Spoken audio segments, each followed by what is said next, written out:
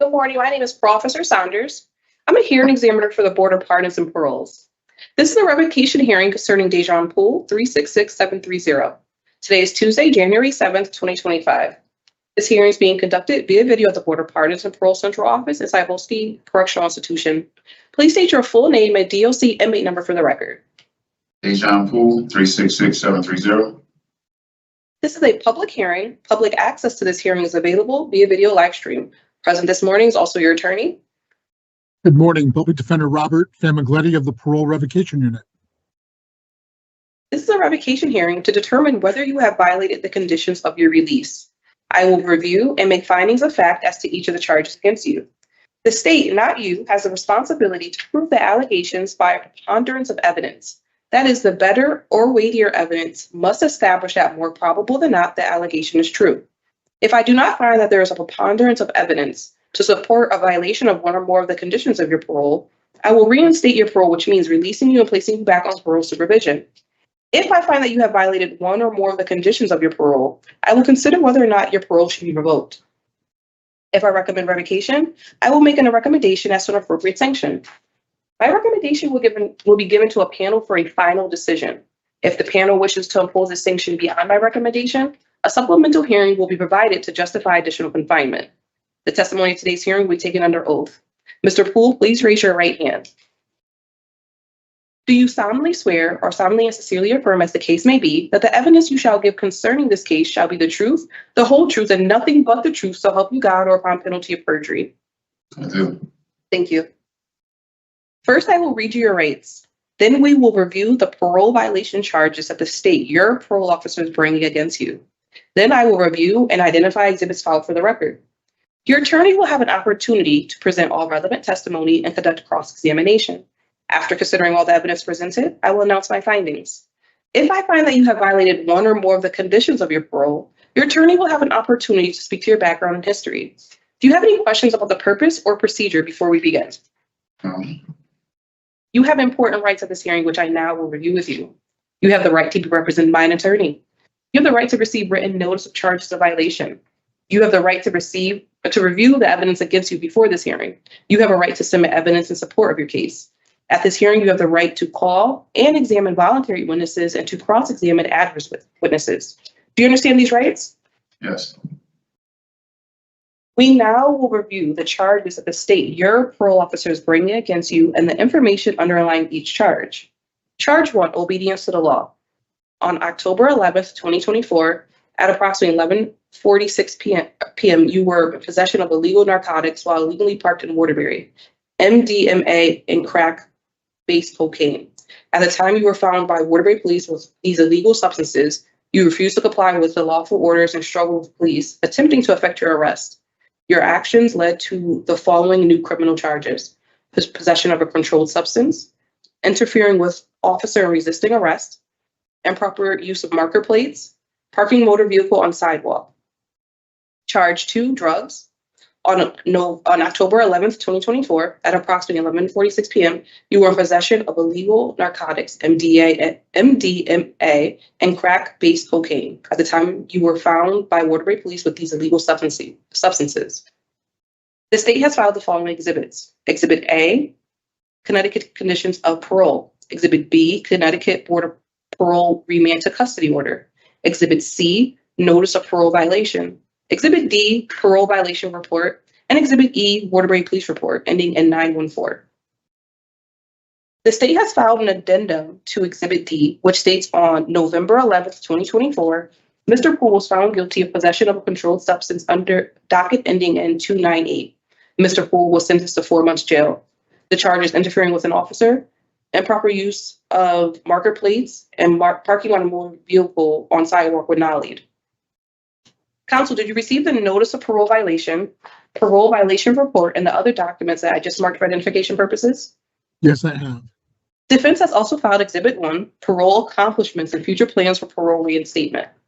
Today we have no witnesses, and it is now the defense opportunity to present evidence and speak to any of the evidence submitted. Counsel? As a result of the conviction, I have no comment as to the preponderance standard regarding the drug charge. However, we don't believe probable cause, or preponderance of the evidence is met for the knowledge charges. Thank you. Thank you. On charge one, obedience to the law, I make a no finding on the following charges: improper use of marker plates and parking a motor vehicle on sidewalk. I make a finding on the rest of the parts listed in this charge based on Mr. Poole's conviction, as well as State's Exhibits A, D, and E. Regarding charge 2, drugs, I make a finding based on State's Exhibits A, D, and E. That concludes the fact-finding portion of this hearing. Before I make my recommendation, your attorney will have an opportunity to speak to your background and history. Counsel? Yes, the defendant is a single 35-year-old gentleman, receives support from his mother, sister, fiance, and close friend. He has 3 daughters. His 17-year-old daughter will graduate high school this year. He has an 8-year-old and a 4-year-old. He graduated from adult education in 2008. He was a full-time selector at Whole Foods Distribution Center for approximately 8 months at the time of remand. He completed the Explore Domestic Violence program in October of 24. He had been shot in the face in the past, and he's in need of medical treatment as a result of that. He applied for work while at Cybulski. He wishes to be sponsored by his close friend, KJ, in an apartment in Waterbury, should he be released prior to the end of his sentence, which is, I believe, 5/25 at this point in time. He wishes to return to his full-time position at Whole Foods Distribution Center. Sir, was it your wish to speak as to the amount of your sentence you wanted to serve at this point in time? Yes, I was actually going to waive this and just allow myself just to finish the rest of my sentencing. I believe that I just need to finish. I believe the best thing for me to do is just finish the rest of my sentencing at this time. Thank you, I sir. just, if it's possible to waive it, that's what I would like to do. Thank you, sir. Thank you. Anything further, counsel? Nothing from the defense. Mr. Poole, so waiving the process thus far is we're past that because I already made findings. So I just want to make you aware that waiving at this point is too late to an extent. Well, it is too late because I already made the findings, but I'm going to take a moment before I make my recommendation, which would be regarding your sanction. Okay? Okay.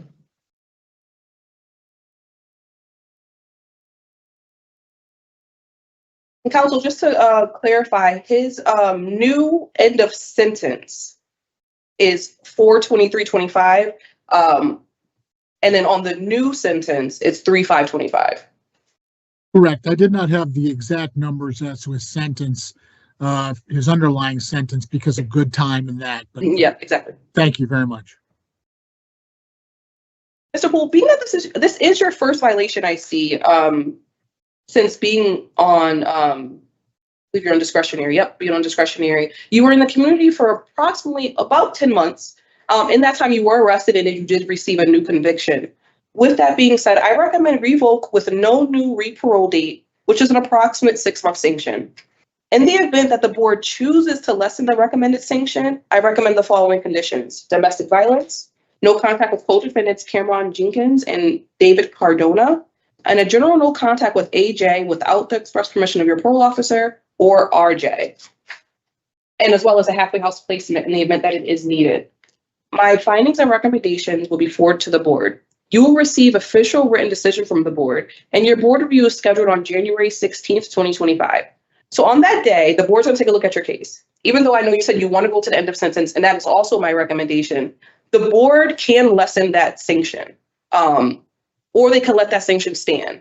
So on that day, you'll receive notice within a week or so in writing. So that is my recommendation going to the end of sentence. Okay, counsel? Thank you. Just briefly, what is the EOS date that you have for 4/23/25. 4/23? Yes, correct. Okay. Thank you very much, sir. Do you have any questions? So, I don't really have any questions. So I'm just going to be waiting for parole or wait for you guys to send me a letter to let me know what else is going on. So it was too late to waive it, and it's just a waiting game at this point. You could also call me on the 17th of January, and I'll let you know what the board decided, sir. Okay? Okay. So the only I two don't see options any at this reason. point. So basically, I'm getting when you're recommending, I get what I'm asking for, which is Exactly. I don't Okay. see any reason. I don't see any reason why the board wouldn't go along with what you're asking for. That doesn't mean they can't, but I don't see any reason why the board wouldn't allow you to say, look, I want to serve the rest of my sentence. Okay. Right. I just All want to right. get over. I just don't want to deal with parole. I don't want to deal with none of this. So it's I like, understand. I understand. I understand, So, sir. yeah, so the two options are the board can either lessen that sanction or you'll go to end of sentence. So again, you could call your attorney, they'll let you know the decision on the 16th, or you'll get it in, either way, you'll get it in writing what the board decides. Okay. Okay, sir. All right. Have a good day. As well. That's how Thank we're you. going. We still on at 10:30? Yes, we are. I'll see you then.